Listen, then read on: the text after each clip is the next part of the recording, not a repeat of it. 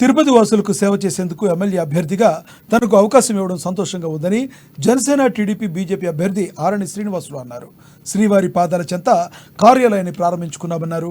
24 గంటల పాటు ప్రజలకు అందుబాటులో ఉంటానని స్పష్టం చేశారు. నేను నాన్ లోకల్ కాదు, లోకలేనన్నారు. 2009లోనే పద్మావతిపురంలో నాకు సొంత ఇల్లు ఉందని, తిరుపతి ప్రజలకు దగ్గరగా ఉంటూనే వచ్చానని తెలిపారు. కొంతమంది తమపై పనిగట్టుకుని దుష్ప్రచారం చేస్తున్నారని, తనను వైసీపీకి కోవర్టు కాదని ఆరణి స్పష్టం చేశారు. ఇక పవన్ కళ్యాణ్ సిద్ధాంతాలు నచ్చి జనసేనలో చేరారని, తనపై పెట్టిన నమ్మకాన్ని వమ్ము చేయనన్నారు ఆరణి.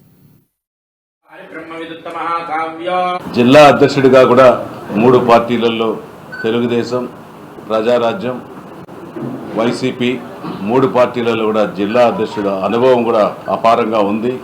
అంతేకాకుండా ప్రతి రోడ్డు, ప్రతి విలేజీ, ప్రతి పట్టణము అన్నిటిని కూడా ప్రతి పబ్లిక్తో కూడా మంచి అవినాభావ సంబంధాలు గత 35 సంవత్సరాలుగా కొనసాగిస్తుంటున్నాను.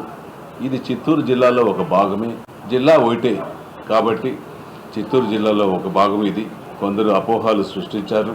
అవన్నిటిని కూడా మా పార్టీలో కానీ ఉండేవాళ్ళతో కూడా అందరితో మాట్లాడి వాళ్ళ ఆలోచనలు, వాళ్ళ విధి విధానాలు తీసుకొని వాళ్ళకు అనుగుణంగా ఈ పట్టణాన్ని అందరూ కలుపుకొని అభివృద్ధికి ముందుకు పోవాలనే ఒక దృక్పథంతో, ముఖ్యంగా పవన్ కళ్యాణ్ గారి ఆశయాలు, ఆయన సిద్ధాంతాలు నచ్చి ఇక్కడికి రావడం జరిగింది. బాధ్యతలు వహించిన అత్యంత అపార అనుభవం కలిగిన వ్యక్తిని ఎన్నిక చేసి, అన్ని విధాల్లో మీకు తెలుసు ఎలక్షన్ అంటే అన్ని విధాల సంసిద్ధత ఉండాలి. అక్కడ చిత్తూరులో మన జిల్లాలోనే ఒక ఫ్యాక్షన్ రాజకీయం ఉన్నింది. అటువంటి దీంట్లో నిలబడి గెలిచిన వ్యక్తి, అటువంటి వ్యక్తిని ఇక్కడున్న రౌడీజాన్ని తట్టుకోగలడు.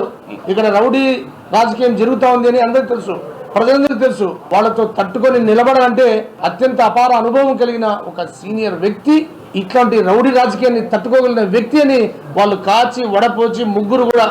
ఇది very prestigious seat, not only for Janasena, not only for TDP, not only for BJP. రాష్ట్రంలో ఆ దేవదేవుడి పాదాల చెంత ఎటు